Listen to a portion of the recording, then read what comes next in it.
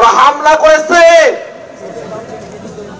ওরা ককটেল বিস্ফোরণ করেছে, ওরা রাস্তা আটকিয়েছে, কিন্তু গোপালগঞ্জের সাহসী জনতাকে নতুন বাংলাদেশের পদযাত্রায় থামিয়ে রাখতে পারে নাই। ওই হিংস্র সন্ত্রাসীদের বলতে চাই, আমরা আপনাদের মতো হিংস্র নই, কিন্তু প্রতিশোধ দিতে আমাদেরকে বাধ্য করবেন না। বাংলাদেশের মানুষ তারা কিন্তু বক্তব্য আপনাদেরকে তওবা করার সুযোগ দিয়েছে। তওবা করে বাংলাদেশের জনতার কাতারে চলে আসুন।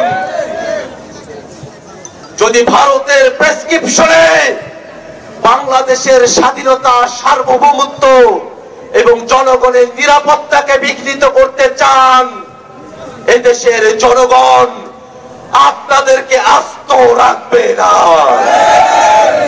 ভাইরা আমার, ওই আওয়ামী লীগ বাংলাদেশের নিরাপত্তার জন্য হুমকি, মুজিববাদ বাংলাদেশের সার্বভৌমত্বের জন্য হুমকি, আর মুজিববাদী সংবিধান আমাদের নতুন বাংলাদেশ বিনির্মাণের পথে প্রধানতম অন্তরায়।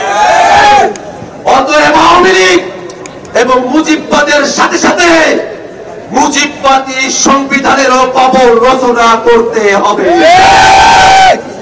আজ গোপালগঞ্জ দেখেছে, ফেসিবাদ চলে যাওয়ার পরেও ফেসিবাদের দালালদের আস্ফালন এখনো কমে নাই।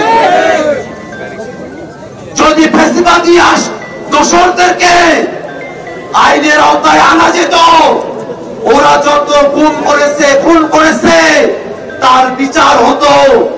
দল হিসাবে আওয়ামী লীগকে আমরা কাঠগড়ায় দাঁড় করাতে পারতাম যদি আওয়ামী লীগের অবৈধ অর্থনৈতিক চেইনকে সরকার কন্ট্রোলে নিয়ে আসতে পারত, তাহলে এই আওয়ামী লীগের আস্ফালন আমাদেরকে দেখতে হতো না।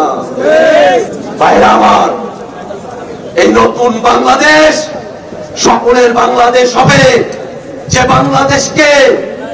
বাংলাদেশ থেকে আওয়ামী লীগ গোপালগঞ্জকে বিচ্ছিন্ন করার চেষ্টা করেছে, সে আওয়ামী লীগ এর এই ষড়যন্ত্রকে নস্যাৎ করে এই গোপালগঞ্জের মানুষদেরকে সাথে নিয়েই আমরা নতুন বন্দোবস্তের রাজনীতি প্রতিষ্ঠা করবো ইনশাআল্লাহ।